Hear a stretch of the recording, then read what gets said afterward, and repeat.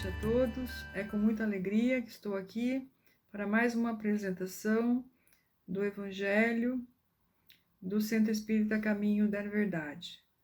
Para dar início à nossa atividade, vou começar fazendo uma prece.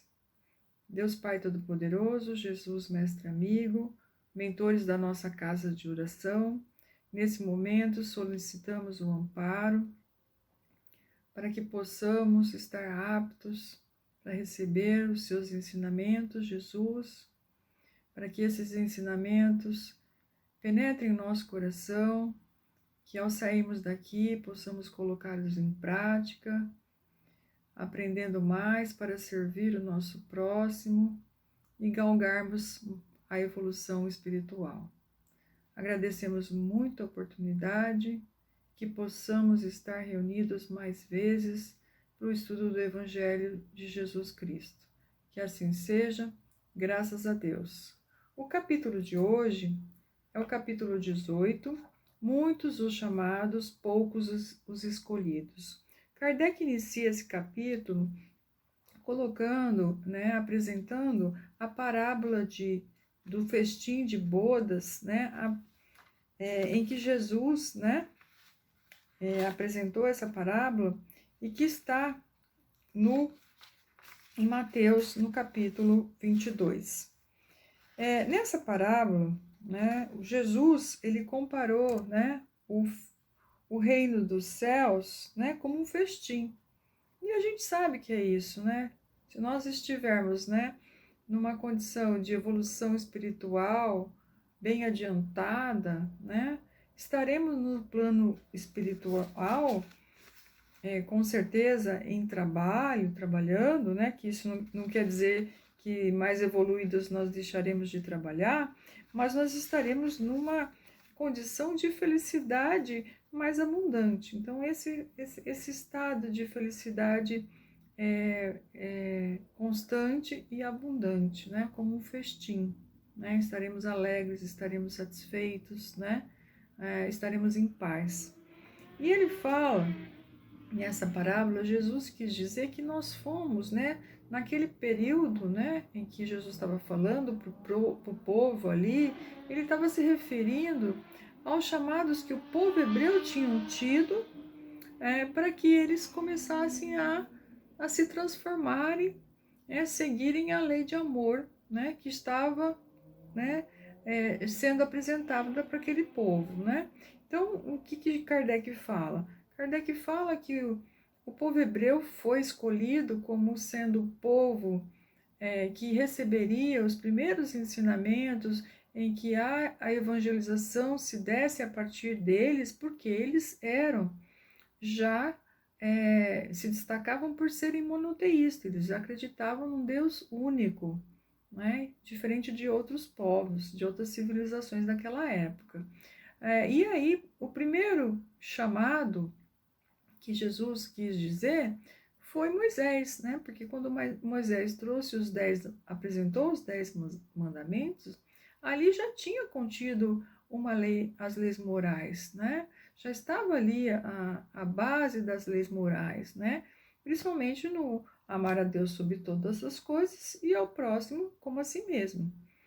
Depois ele fala de outros servos, que levaram convites, que seriam os profetas. Os profetas também trouxeram convites para essa transformação, para a lei do amor, E muitos deles foram assassinados. E Jesus também previu já o que ia acontecer com ele, Que Jesus veio, trouxe muitos ensinamentos, fez muitas, teve muitas oportunidades, de transformação nas pessoas e no final ele acabou sendo morto, crucificado e morto, exatamente porque ele queria implantar uma lei de amor, em que priorizava a equidade, a igualdade entre as pessoas, e ele foi mal interpretado, Essa não era a condição mais fácil de vida que Jesus propôs. Ele propôs para você viver o amor verdadeiro, você é um trabalho, É um convite para o trabalho, é um convite para a transformação. né? Não vai haver implantação de lei de amor se não houver sacrifício, né? Então, nessa parábola fica bem claro isso. E ainda diz mais, fala que no plano espiritual, quer dizer, no festim, a gente precisa ter uma túnica nupcial. O que é isso? Ele estava dizendo para nós que nós temos que chegar no plano espiritual com uma bagagem, né? Com uma roupagem melhor. Senão, como ele falou, haverá choro e ranger de dentes, né? Com certeza ali Jesus estava querendo nos dizer que vai haver uma autoanálise feita por nós mesmos.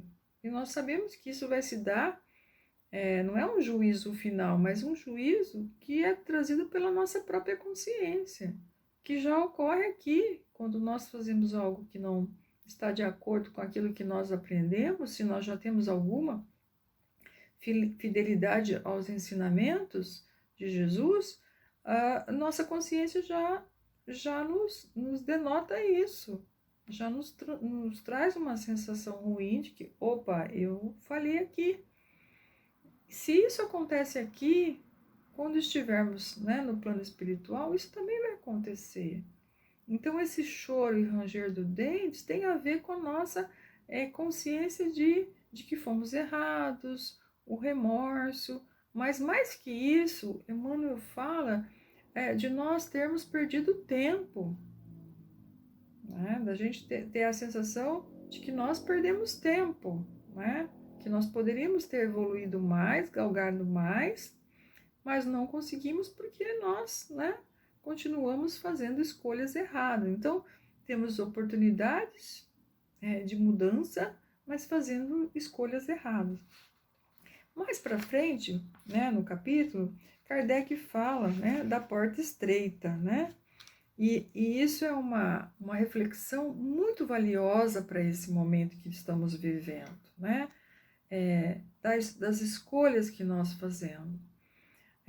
Entrai pela porta estreita, porque larga é a porta e espaçoso o caminho que conduz à destruição, e muitos são os que entram por ela. Está em Mateus capítulo 7, versículo 13.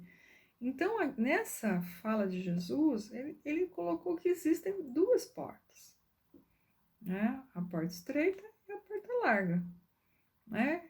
Vamos imaginar que a gente possa fazer essa decisão a todo momento. E temos que pensar que a porta larga é o caminho que nos conduz às facilidades, né? Em que não nos é exigido sacrifícios, em que é mais fácil. E a porta estreita é aquela porta em que a gente vai ter que se modificar para entrar. Vai doer, vai fazer sacrifício, vai dar trabalho. Essa seria a porta estreita.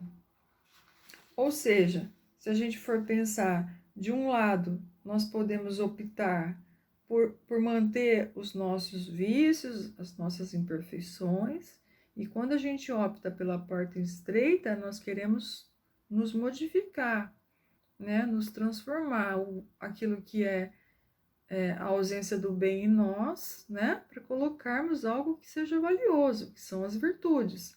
Então, exige esforço, exige sacrifício, exige trabalho. E mais ainda, né? Exige de nós uma consciência de vigilância, né? Porque isso nos acontece o tempo inteiro. Emmanuel fala de uma lição que ele nos trouxe, que é a muralha do tempo.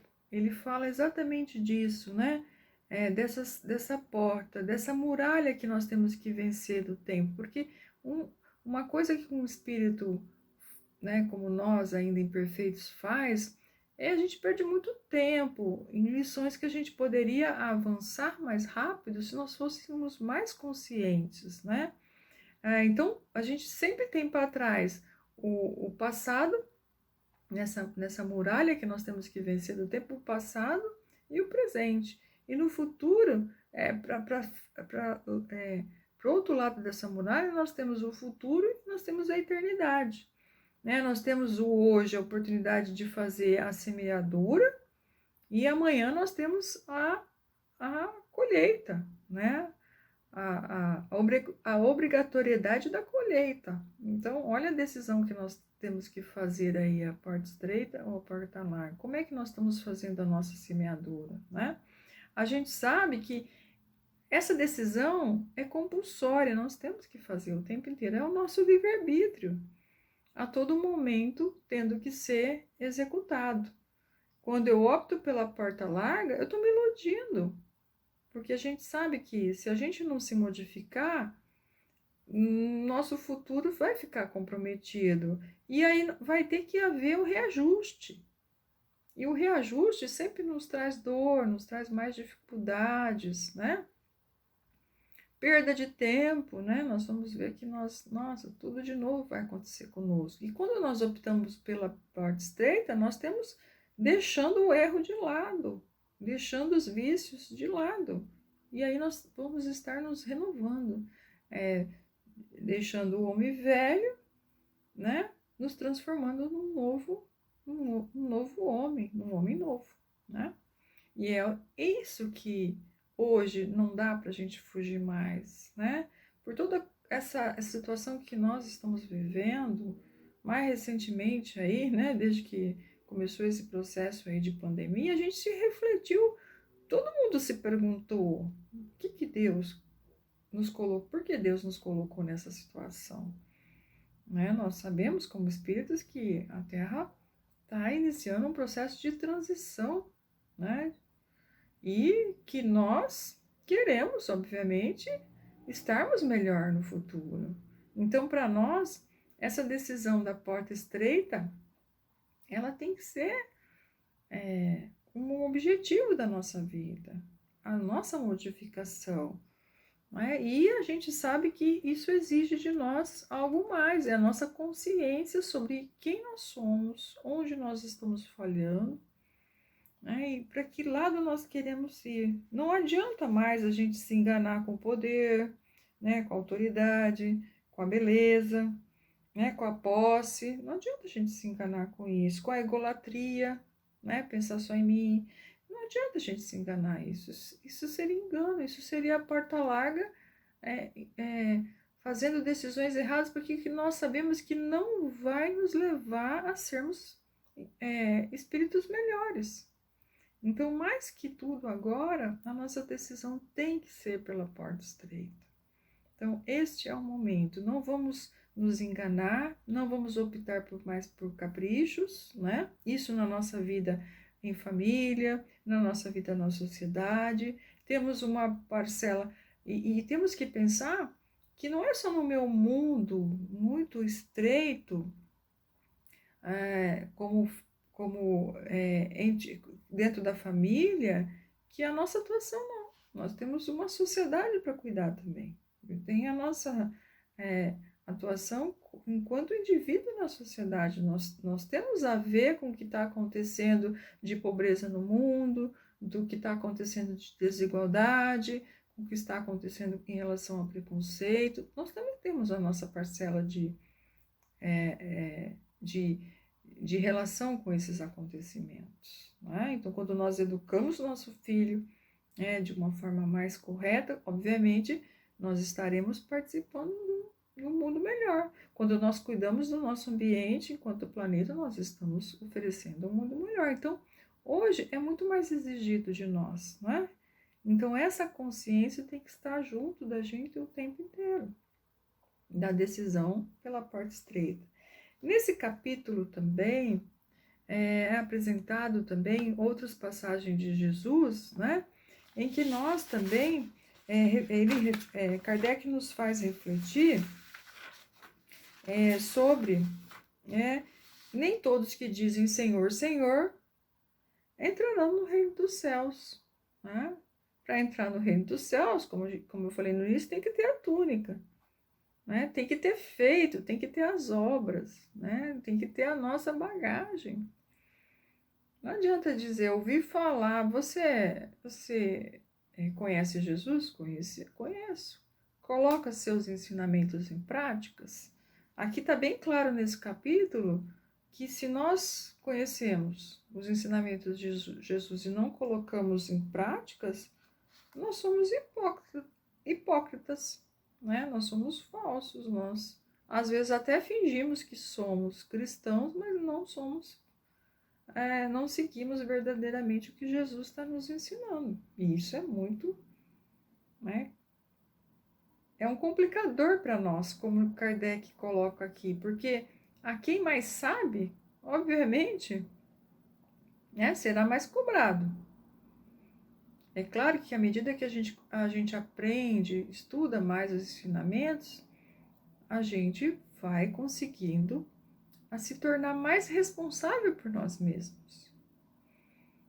E nós, quando colocamos em prática os ensinamentos, como fala aqui, nós vamos estar com a nossa base, o nosso alicerce, que nos fará trazer mais facilidade para enfrentar as nossas dificuldades, né? As nossas imperfeições. É a casa construída sobre a rocha. Eu já sei como eu me transformo, né? Eu já sei como fazer isso, eu já sei como eu me torno uma pessoa melhor.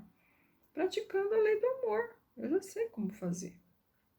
É a casa que eu consigo já construir em cima da rocha.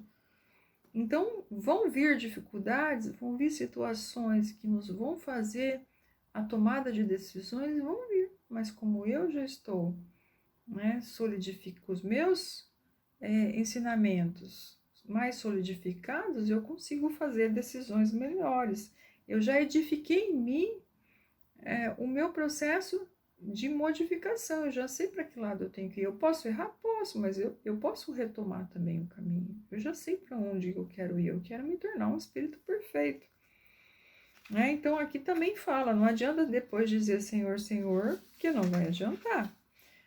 Também fala que muito se pedirá àquele que muito recebeu, óbvio. Quanto mais ensinamento você tem, mais responsabilidade sobre o que você fez desses ensinamentos também. E aí que tá o ponto, né? Nós que estamos aqui discutindo o evangelho, a gente não vai poder dizer eu não sabia, né? Que eu deveria ter feito melhores escolhas. Dar-se-á mais aquele que tem, né? E aquele que não. Ou seja, quanto mais conhecimento e mais eu vou evoluindo do ponto de vista de responsabilidade, mais eu vou ter. Por isso que às vezes a gente tem aquela sensação assim, quanto mais a gente até fala, né? Mas eu rezo, mais problema me aparece. Por quê? Porque nós nos tornamos mais responsáveis. O problema do outro passa a ser o seu problema também. Você se envolve mais, você quer ajudar mais, né? Isso é importante. São as oportunidades que Deus está nos dando para que a gente se modifique, né? Então, nada mais justo do que nós aproveitarmos. Então, qual é o sentido disso? A reflexão. Qual é a porta que eu estou buscando? Diariamente, em todas as oportunidades que eu tenho. Porque todo dia eu tenho uma nova oportunidade, um dia novo. Né? Eu posso olhar no final dessa apresentação e dizer assim, que porta que eu escolhi hoje? Em que momentos eu escolhi a porta estreita e em que momentos eu escolhi a porta larga? Há tempos da gente, né, se reconduzir, sim. Se hoje eu escolhi a porta errada, não há problema, eu posso me reconduzir a uma nova escolha amanhã. Então, por isso que nós temos muitas oportunidades, né? E temos um Deus que é soberanamente bom e justo. Como aprendemos, de acordo com os nossos ensinamentos espíritas, que novas oportunidades serão dadas, né? Mas que nós tenhamos consciência de que nós temos que, já com a maturidade que temos, fazermos as escolhas certas. E que se nós erramos, a responsabilidade será maior, com certeza. Para reparar vai ser um processo mais trabalhoso, porque nós já temos muito conhecimento. Que Jesus nos abençoe, que nós possamos usar as oportunidades que nós temos para fazer as melhores escolhas, que essas escolhas sejam conscientes, não apenas pensando da gente ter um futuro melhor, mas que a gente possa construir, né, um planeta melhor, né? Construir uma morada melhor para todas as pessoas que vivem nesse planeta. Que Jesus nos abençoe. Que assim seja, graças a Deus.